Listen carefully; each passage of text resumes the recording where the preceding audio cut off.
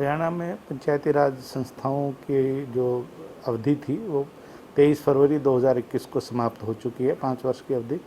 और साधारणतः उस अवधि के पूर्ण होने से पहले या 6 महीने में चुनाव करवाए जाने आवश्यक होते हैं। लेकिन जो असामान्य परिस्थितियां होती हैं उसमें फिर असामान्य निर्णय लेने पड़ते हैं। कोविड-19 के बीमारी के चलते, महामारी के चलते चुनाव अभी तक नहीं हो पाए हैं। और जैसा कि आप जानते हैं कि चुनाव आयोग राज्य सरकार की संस्तुति के साथ ही रिकमेंडेशन के हिसाब से ही चुनाव करवा पाते हैं। तो अभी तक हमें वार्ड बंदी के बारे में सूचना नहीं मिली है विकास एवं पंचायत विभाग से।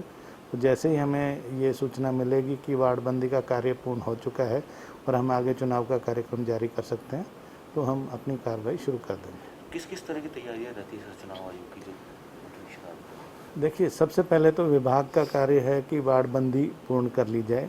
कोई पंचायत मान लीजिए म्यूनसिपल कॉरपोरेशन में है या म्यूनसिपल काउंसिल या म्यूनसिपल कमेटी में चली गई है, या कुछ गांव चले गए हैं किसी जिला परिषद के या पंचायत समिति के, या कुछ जैसे पंचायतें बड़ी थी और एक में से 2 बना दी गई, 3 बना दी गई, या किसी पंचायत का दायरा बढ़ा है, कोई ढाणी शामिल हुई है।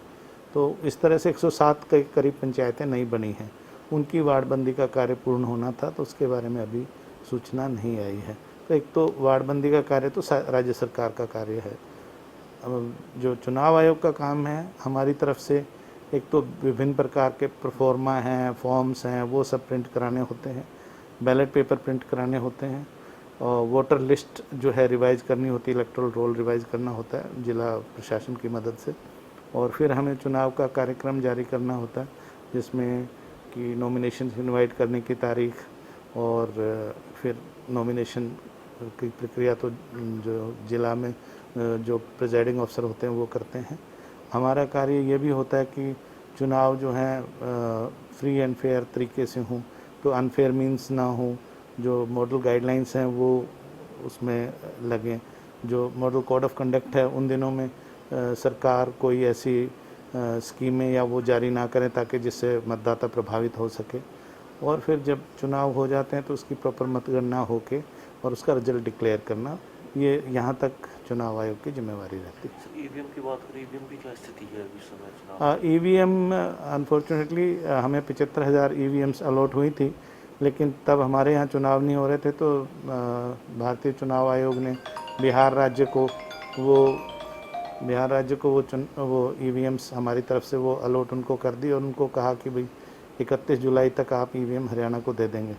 लेकिन दुर्भाग्यवश वहाँ पे भी चुनाव नहीं हो पाए ये पैंडमिक की वजह से, और अभी ईवीएम की हमारी थोड़ी सी स्थिति स्पष्ट नहीं है। हम दूसरे राज्यों से प्रयास कर रहे हैं कि ईवीएम हमें मिल जाए, और हमने भारतीय चुनाव आयोग को भी रिक्वेस्ट की है कि वो हमें M3 टाइप की जो ईवीएम्स हैं जो लोकसभा और राज्य विधानसभा के लिए प्रयोग होती है वो अलाउ कर दें, और नहीं तो फिर हमें बैलेट पेपर पर जाना पड़ेगा।